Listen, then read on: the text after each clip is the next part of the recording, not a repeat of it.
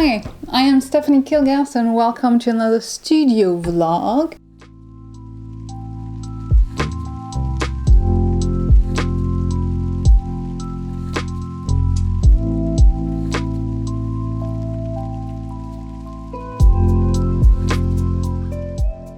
I got back from Australia 3 weeks ago. I actually made a whole video about that trip if you're interested. It's less about studio art life, just about Australia, so it's quite different. And yeah, the 3 weeks that I've been back so far have been a little bit rough. I knew it was going to be a really tight schedule because I had 4 artworks, actually 5, but 4 artworks to finish. I have 2 here and 1 here. So this is going to go to Modern Eden Gallery and this is going to go to Co-Media Gallery. That one's in France and that one is in the US in San Francisco, Brest. Anyway, so I had that, which was already a lot. And then I even have another artwork that is finished for a group show with Wow X Wow Gallery. So it's an online gallery, so I don't have to ship it, but still. So I already had quite a lot on my plate, and and unfortunately my oldest cat died, so that happened. And now I can laugh again, but the first week was really difficult. We've been preparing ourselves to her death for a good 3 years now, because she was really old. We don't actually know how old she was. We got her at a local shelter, so we didn't exactly know how old she was at the time. They estimated her at 11 years old, and she's been with us for 9 years, which would make her 22 or, well, until her death. And she was sick from the beginning, really, but she always had a very strong will to live, so, well, we helped her out, we got her medicine, we took care of her until the end, but yeah, everyone has to die at some point, and so it was her time, and I went to the vet and asked to put her down. Which was difficult, obviously. Now I'm much better about that, but yeah, it was not easy, and in a way it's good because I had so much work to do, so I didn't have to think too much about her death. But still, the house feels really empty without her, because I know you see Roger all the time, because he's very clingy, but she was loud. She would ask me to be petted. She would ask to come in my lap in the morning, during the day, in the evening. She would cry out for food. She would come down every lunch to get food, although it was not a time where I normally feed the cats. So she was a loud cat. She was very present. It's so much emptier without her. I haven't had the time to sculpt her. I really want to. I actually feel really guilty for not having sculpted her yet. I don't know, I feel I owe it to her. I know it sounds weird, but I did sculpt Aria when she died, so I feel like Dudu, my oldest cat, she deserves to also have a sculpture done. I'm not going to try to justify this, but I didn't have the time nor the energy. And yeah, I had those artworks to do. So yeah, that's what happened. This video is starting great, isn't it? So in today's video, you're going to see me work on these sculptures. Maybe I'm going to... What can I say about them? What can I say? I used actually a lot of trash. And 1 book. The book Sculpture actually was meant for the solo show, but I didn't have time to finish it. And the rest is mostly sculpting on trash, which is still what I prefer to do, honestly, because I feel like it's the most meaningful. I'm probably going to comment whatever you're going to see, so it doesn't get too boring. I feel like you prefer listening to my voice than listening to music right now, so I'm going to do that. And yeah, let's just dive into it. I don't really have anything else to add without sounding too depressed. And yeah, I'm trying not to. So that's great. Also, I'm might have a chocolate addiction.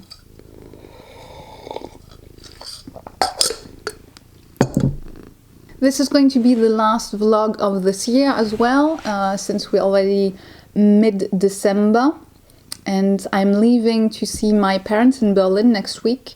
I hope you're going to enjoy this video. This sculpture I started a while ago when the TV channel Deutsche Welle came to my studio back in summer, I think. And then the sculpture just lay around waiting for me to have time and inspiration to finish it. Now, the base object is an empty milk plastic bottle, and I found that specific bottle in the trash of the London studio where I had a very short residence just before the pandemic hit. That was back in early 2020. I really liked that art residency, by the way. It was really fun. I never did a video about it because I didn't really shoot anything at that time, but yeah, I enjoyed it immensely, and maybe I'll do another residency in London at some time. Anyway, when I saw that specific plastic bottle, I really knew I had to grab it because it looks really cute and it's small and it's very interesting in terms of shape. And it was a bit of a pain to get it clean, but then yeah, I got it cleaned and it lay in my trash drawer for quite a while. Now again, I took it out for the TV show as it was very symbolic of my work. I do like taking trash and turning it into art because we spend a lot of time and energy into creating disposable packaging that is being used for a very short amount of time and then just thrown away. So it's all a huge waste of energy, money and resources, and I like to point that out in my work. Now you might think recycling is great, but honestly it's not magical because you can recycle plastic just a few times and then it's basically garbage and you cannot recycle it anymore. Now metal and aluminum are much easier to recycle and you can recycle them forever. So that's a better option. However, creating metal and aluminum from scratch, that costs a lot of energy. So you really want to have a good recycling facility in place. And glass, well, glass is a bit different. Technically, you can recycle it forever. However, it does take a lot of energy to do that. And it's much more efficient to reuse the glass. To fill it, people bring it back, you wash it, you refill it, and so on. That's actually how we used to do it everywhere on Earth. And you can still find that, or it's coming back really. Now, where I live, there's a farmer's market, and they do a lot of different producers, some of them, and you can buy, for instance, apple juice or jams, honey, or stuff like that. And then you simply use the produce, you wash it a little, then you give it back, they wash it thoroughly, and then they refill it, and then they sell it again. So it's a closed circle, and there's nothing, you don't have to recreate the packaging over and over again. It's just reused. And that's probably the most efficient way of doing it. If you have access to farmers or a farmer's market, I would really encourage you to ask the farmers that sell stuff in glass containers if they want the glass containers back, because many actually do, and that, yeah, it saves a lot of energy and time. And sometimes they even give you money back, so that's just like an added bonus. But don't expect that. It's not always the case.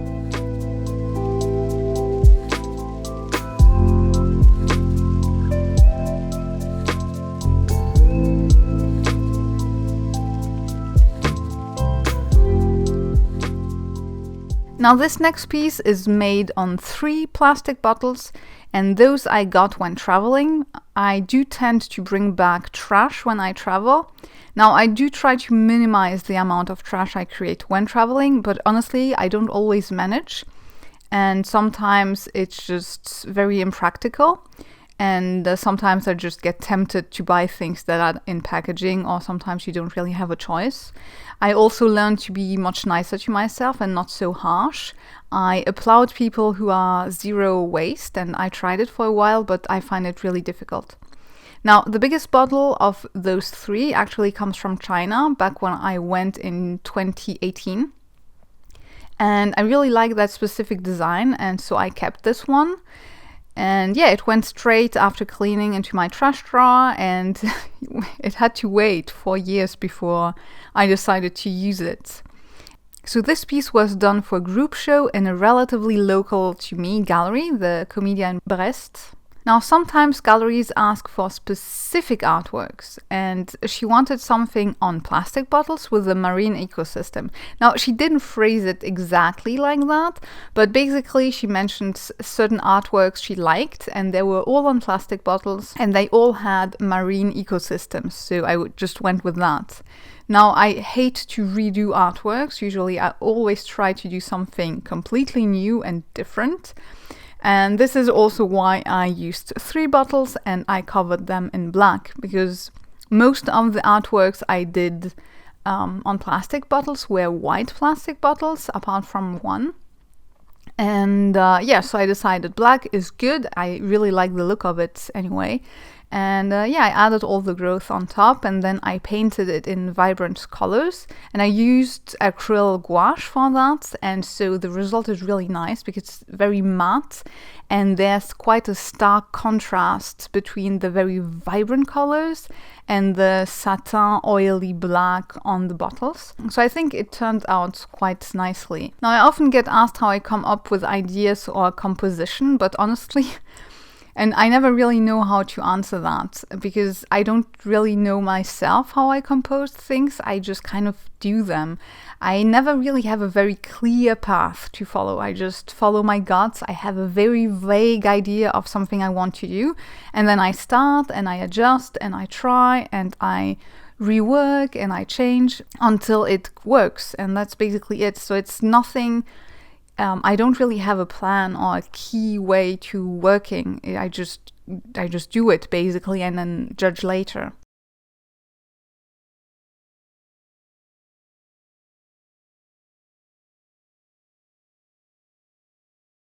Another artwork I did in those 3 weeks, so as you can see, it was pretty intense, was this one. Now, this one is for the show called The Year of the Rabbit at Modern Eden Gallery in San Francisco. It's actually still on its way. I hope it's going to arrive today, and I also hope it's going to be in good condition when it arrives. Now, I used takeout trash for this one, and again, my own trash, not proud of it. But I actually have a lot of footage for that sculpture, so I already started to edit a video specifically for that one, which is going to be posted in January. So the video you're watching now is the last video of this year, and this artwork is going to be the first video of next year. And the last sculpture is on a book. Now, this one I originally wanted to make for my solo show, but didn't have much time, so it was already started and I went with that. So today I want to repaint the blobs here. It's slime mold inspired. Because I think the painting job I did is not the best. If you look closely, I'm not happy with it. So I just want to redo it. This is a piece that I'm going to not send physically, but I'm going to send it virtually to a virtual gallery called Wow Gallery. And you might wonder why I would do that. But exposure, that's why. When you sell original artwork, it's good to have the right clients and the right people who are interested in art. And art collectors tend to follow galleries, and that's why I work with that specific gallery. If you do quirky, weird work, you can send him some work and he might accept you in his gallery, so it's rather easy, so to speak, to get in touch with him. That being said, he doesn't accept just any type of work, so I cannot assure you that you're going to be accepted, but yeah, at least it's worth a try. Most galleries nowadays, they do not accept new work, which, yeah, that's just how it is. So it can get really tricky to get exposure and to get your work in front of the right people, simply because, they don't accept submissions, most galleries. Sometimes they do, occasionally, and so they make a big deal out of it, or sometimes you have to pay to send in submissions. So it's not easy. And yeah, if you're lucky, you are going to be contacted directly by the gallery themselves, and this makes it, of course, much easier. So now I'm going to paint. Now I'm squishing out some Turner acryl paint, the acryl gouache. I really like that paint. As you can see, I use it a lot, the main ones really. I tend to mix my colors anyway, so sometimes I will use a specific color, but usually I like to mix my colors myself. It's just a lot faster. People sometimes they tell you that it's faster not to mix. That as a working artist working with colors every day, I can just not agree with that. It's a lot faster to have just a few colors and then you mix on your palette, and you mix with a palette knife or your brush, although you shouldn't with your brush because it's destroying the bristles, but we all do it. And yeah, just a limited palette is easier to handle than a huge one because you squeeze out just a few bits of paint and not like everything. So yeah, I'm just going to take this one. I actually tested the light fastness of all of these, and I'm going to do a video out of... So this one is really... the binder tends to separate a little, so I usually just shake it a bit. Now, orange is probably not the color that I use the most, but I need orange. Or, I mean, I need a red, but orange and magenta is going to be my red for today. And yeah, I used Naples yellow. Ochre and white does the job as well, and I have some ochre, but since I have the Naples yellow, I might as well use it. The white is probably not going to be enough. And then I also use a simple sprayed bottle. I kind of like the look it has with the dried acrylic paint, and I just go over it. And then while I work, I have this plastic thing and I put it over it, and that way it doesn't dry out too much. Now, ideally you want to use a palette knife to mix your colors. Because mixing with your brush, it's going to destroy your brushes. So it's okay if you mix it a little, but like the main mixing should be done like that. Or should, it's better. You do whatever you want, but generally speaking, it's better to use a palette knife. Because otherwise the paint is going to go up in your brushes and then you cannot get it out, and then the brush will tend to spread and then it's unusable. Or not unusable, but not in pristine condition. Yeah, that's all I have to say, so now I'm just going to work on this and check in later. Hopefully wrap up this video this week, because I'm leaving next week again. I'm going to my parents in Berlin for Christmas. And then I'll be back for New Year's Eve. I don't really celebrate New Year, to be honest. Usually we just watch movies and have food or something like that. I tried one year to go to a party and I ended up crying and being miserable. That was fun. So yeah, I don't. I did it once. I saw it was not for me, and that was enough.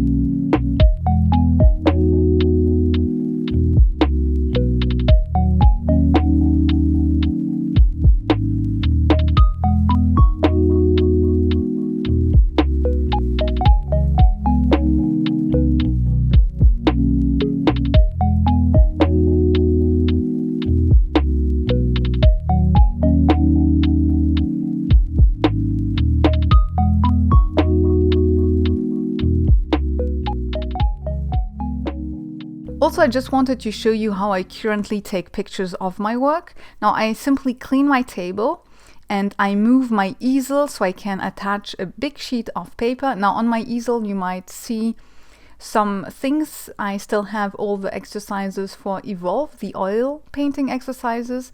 I wanted to work on them before going to Berlin, before the holidays. but I didn't have the time, so maybe this weekend I'll be able to work on them, I don't know. But yeah, that's what you're seeing right now. And so I simply move the easel and then I attach a big sheet of paper. And yeah, that's pretty much it. That's my photo setup. I have very good lighting in my studio, so I usually do pictures when the lighting is good. So when it rains, for instance, I don't. And if I really have to take a picture when it rains, I just get out some lighting to get more light in there. But yeah, I avoid it, because usually the photos are disappointing, so I just wait for sun and good lighting, yeah, beginning of the afternoon or end of the morning is better for me.